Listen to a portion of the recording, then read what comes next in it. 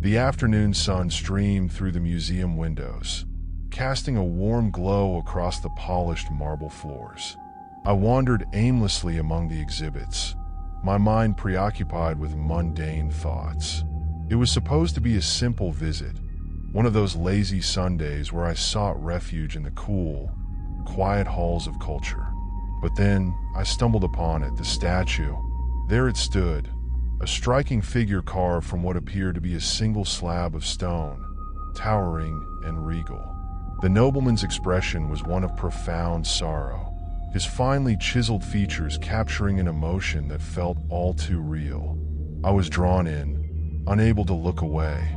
The statue's eyes, dark and hollow, seemed to bore into my very soul, as if beckoning me to uncover the secrets hidden behind that cold exterior. Wow, that's incredible, I muttered to myself, stepping closer. I could almost feel the chill radiating from the stone, a stark contrast to the warmth of the sun outside. As I reached out a tentative hand, I hesitated, an inexplicable chill running down my spine. "What's your story?" I whispered, half expecting the statue to respond. But silence enveloped me, heavy and thick.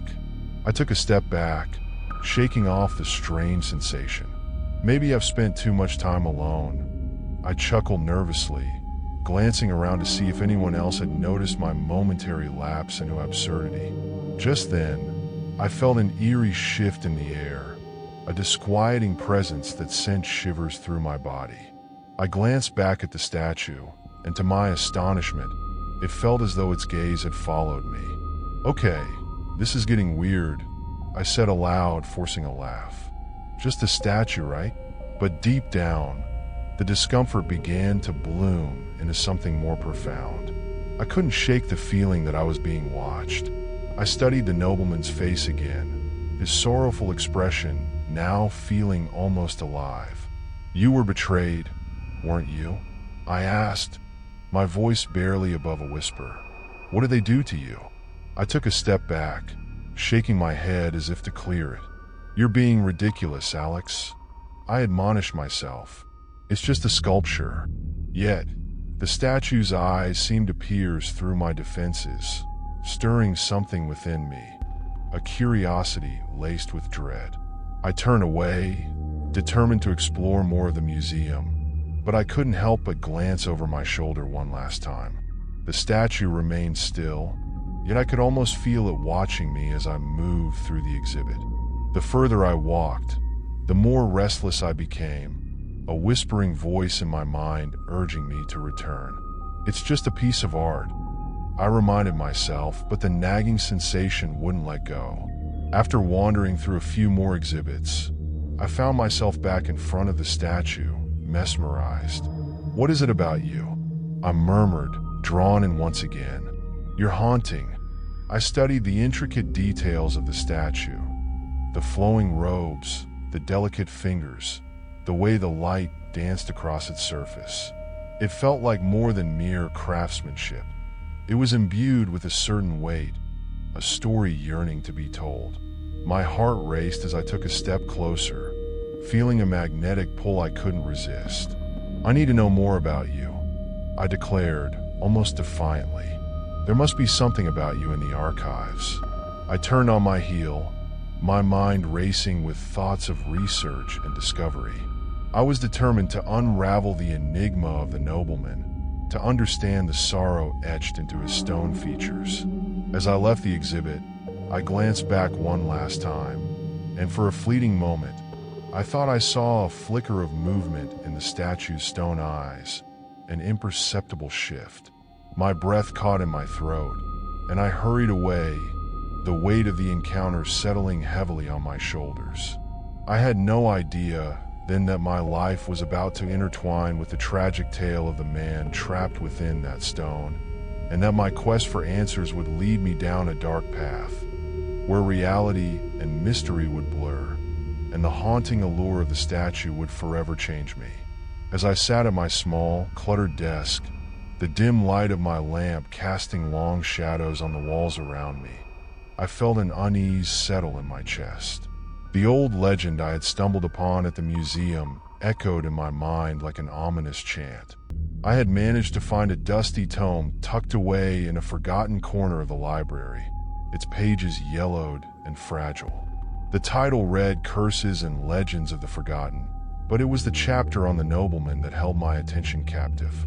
I turned the pages carefully, my fingers trembling slightly as I came across a passage detailing the life of the nobleman. His name lost to time, but his fate etched in sorrow. The words painted a picture of grandeur turned to ruin, of love betrayed and vengeance sought. Betrayed by kin, I whispered to myself, the weight of the phrase hanging heavy in the air. A powerful which had cursed him, the text claimed, imprisoning his essence within the stone. I couldn't help but feel a shiver run down my spine, as if the very air around me thickened with the weight of his sorrow. Why does this resonate with me? I muttered, shaking my head as I closed the book with a soft thud. I leaned back in my chair, staring at the ceiling, lost in thought. The more I read about the nobleman, the more I felt an inexplicable connection to him. His pain, his betrayal. It was as if our fates were intertwined, like two threads woven into the same fabric. This is absurd, I told myself, running a hand through my hair in frustration. I'm just a skeptic. I don't believe in curses or spirits. But the moment I had locked eyes with that statue, something deep within me had stirred. My heart raced as I recalled the way those stone eyes had seemed to follow me, filled with an anguish that transcended time. It was more than mere artistry. It felt like a cry for justice, a plea for understanding. What do you want from me? I whispered into the stillness, half expecting a response. Suddenly, my phone buzzed, breaking the silence. It was a message from my friend, Mark. Hey man, you up for a drink later? I hesitated, my mind still swirling with thoughts of the statue and the legend. Yeah, sure. Just need to finish some stuff first, I replied, forcing a smile that felt out of place. I knew I should probably go out and distract myself, but the pull of the statue was too strong. I needed to know more. Later that night, as I lay in bed, I couldn't shake the feeling that something was watching me. The shadows in my room seemed to flicker and dance, twisting into shapes that made my heart race. It's just my imagination, I assured myself, but I could feel the weight of unseen eyes pressing down on me. The statue's presence lingered, a ghost tethered to my thoughts. As I drifted into an uneasy sleep, vivid images flooded my mind.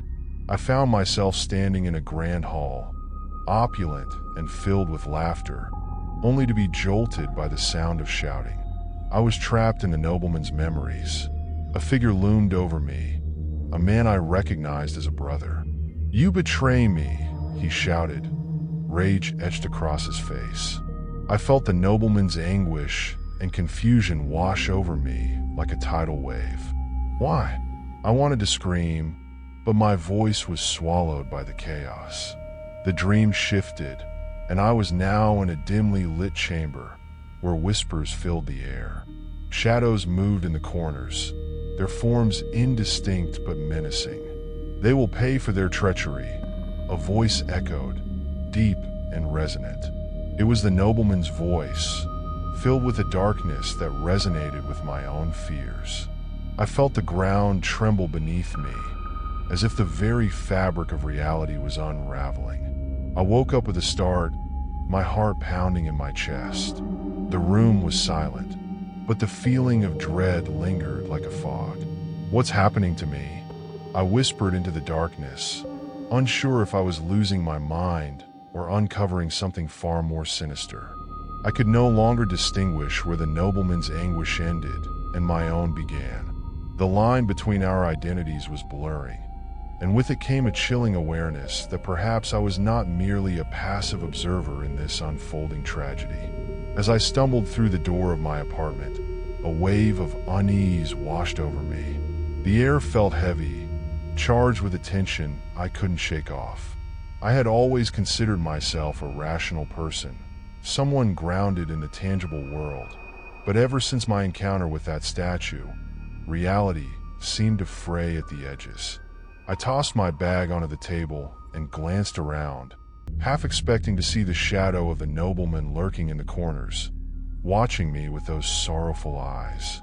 "Just a statue, Alex. Just a statue," I muttered to myself, but even I could hear the tremor in my voice. The whispers had started again, faint, elusive sounds that echoed in the stillness of my home. I tried to dismiss them as figments of an overactive imagination, but deep down, I knew better. It was as if the very walls of my apartment were imbued with the weight of the past, a past I was increasingly convinced was linked to the nobleman. That night, I lay in bed, staring at the ceiling, the shadows dancing mockingly above me.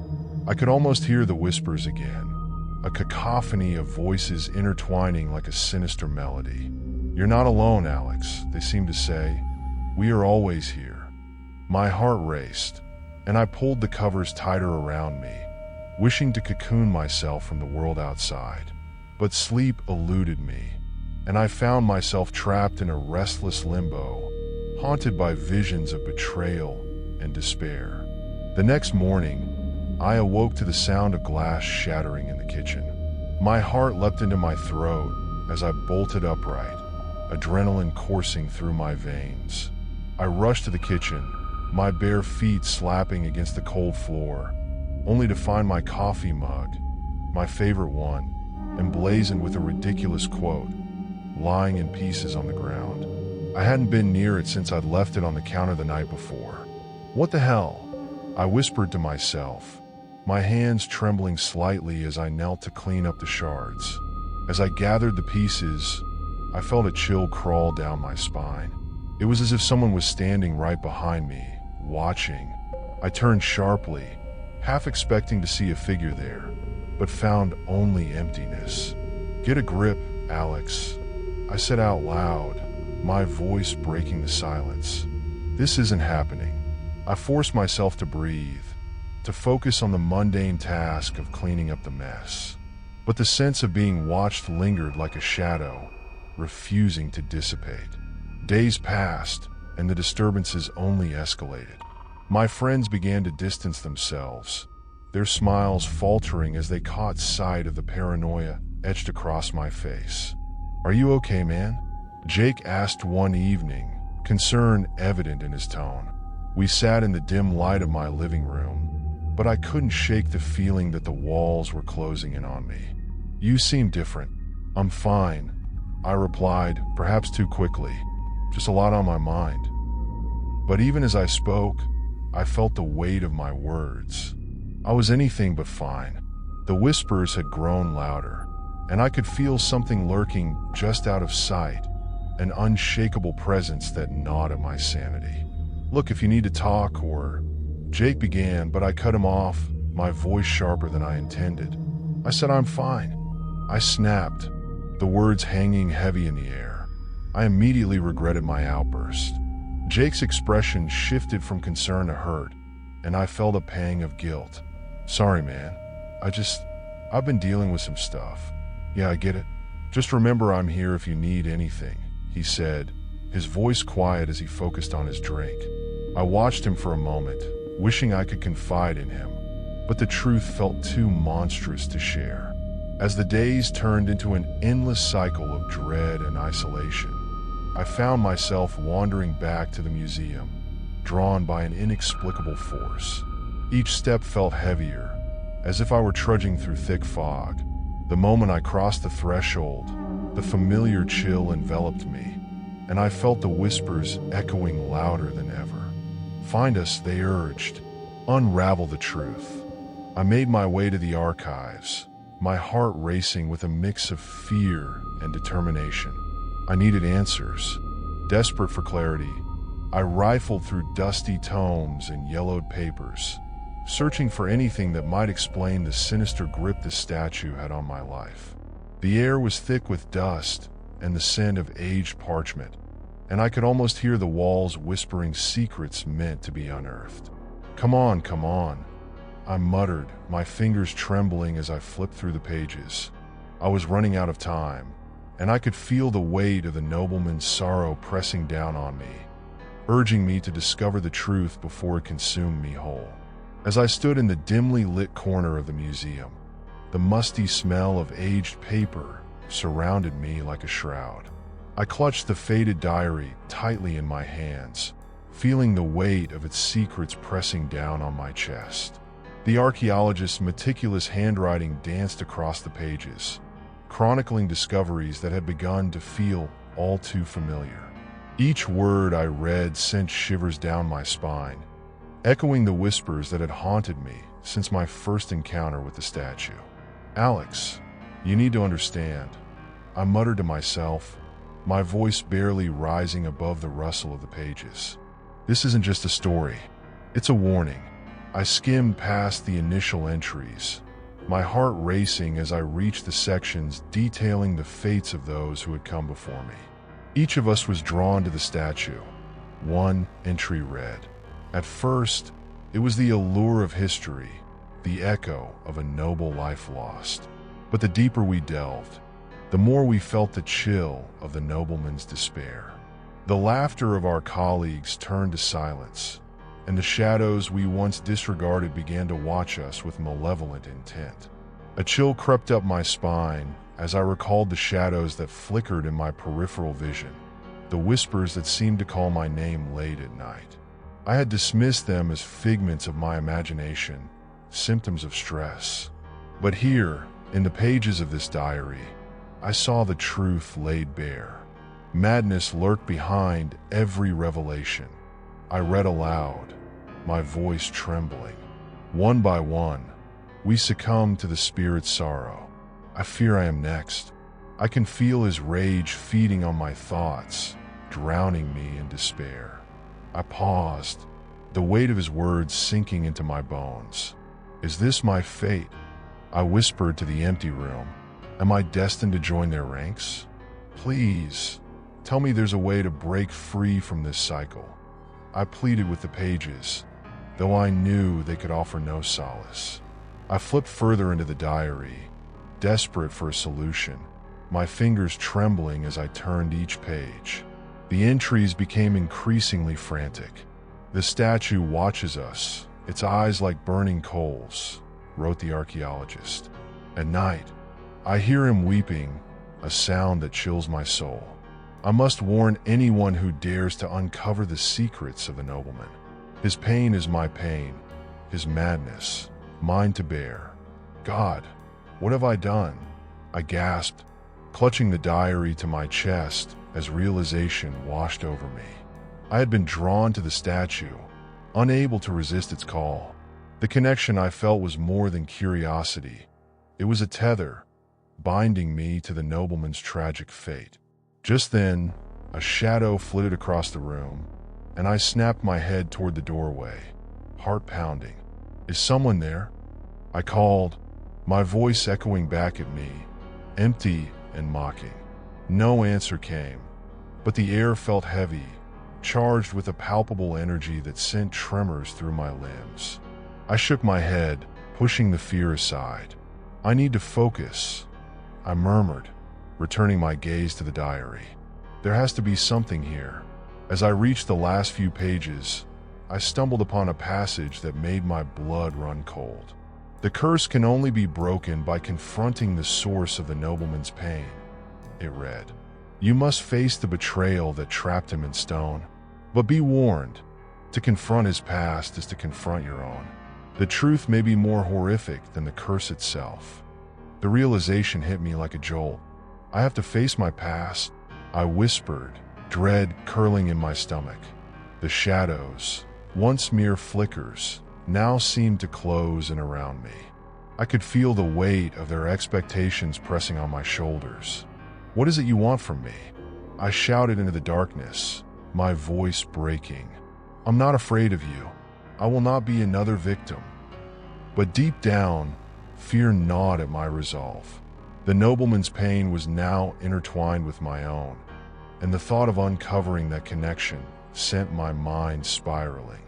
The diary fell from my hands, landing with a soft thud on the floor. I took a deep breath, my heart racing. I have to break this curse, I told myself, determination surging through me. But how could I confront a past I barely understood? The shadows flickered again, and for a moment, I thought I saw a figure standing in the corner, watching me with eyes as hard as stone. "Perhaps you can't escape your destiny, Alex," a voice whispered. It was low and gravelly, echoing off the walls. "You are tied to him, and there is nowhere to run." I shivered, realizing the truth in those words. The statue was not just a relic of the past. It was a reflection of my own buried regrets. If I wanted to escape the nobleman's fate, I would have to confront the darkness within myself. "Let's see what you're hiding," I whispered, steeling my resolve as I prepared to face the ghosts of my past, unaware of the true horrors that awaited me. I stood before the statue, its stone eyes piercing through the dim light of the museum, and felt a profound weight settle upon my chest.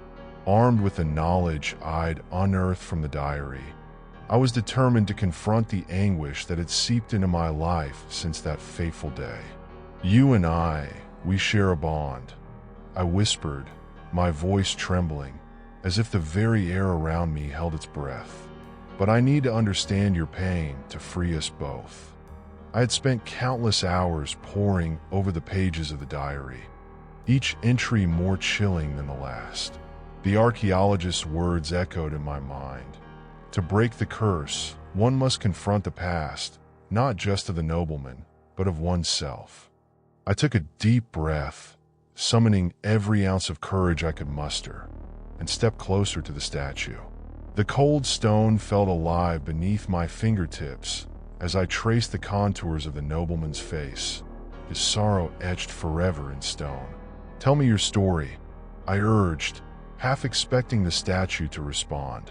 "What betrayal weighs so heavily on your heart?"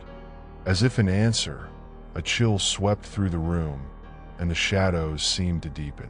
My heart raced, and I could have sworn I heard a whisper, faint yet clear, mingling with the silence.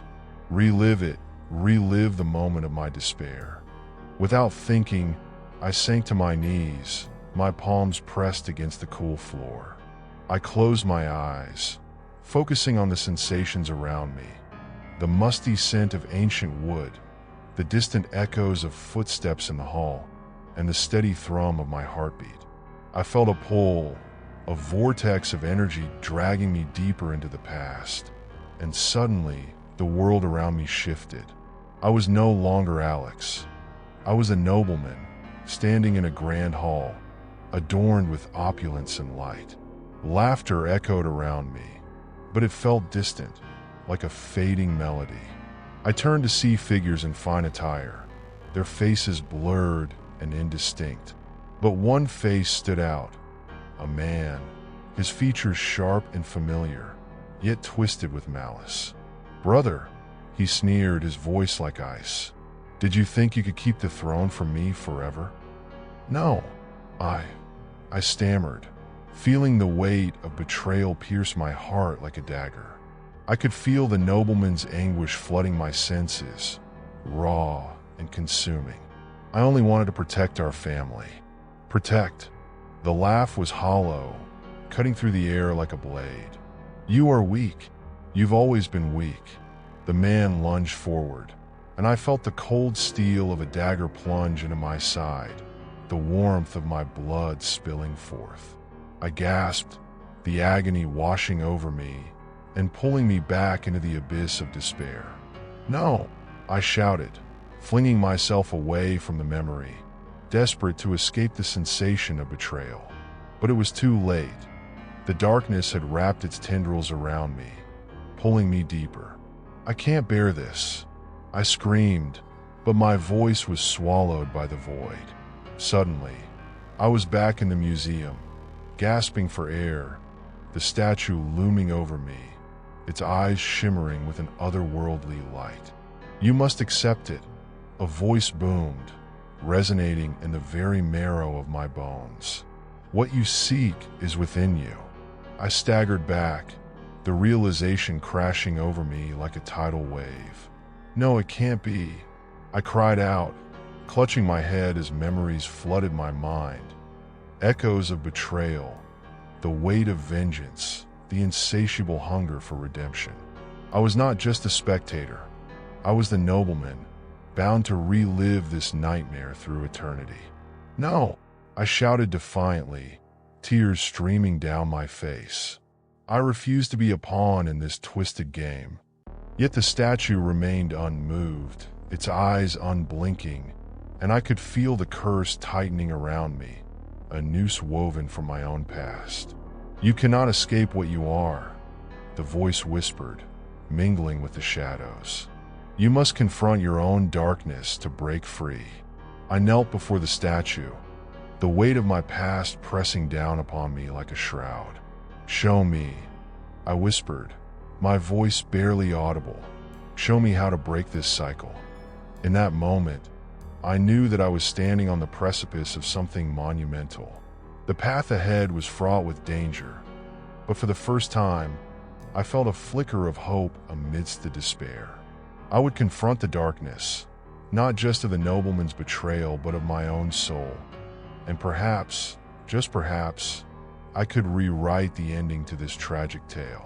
The weight of my newfound identity pressed heavily on my chest, each breath feeling like an anchor, dragging me deeper into an abyss of despair.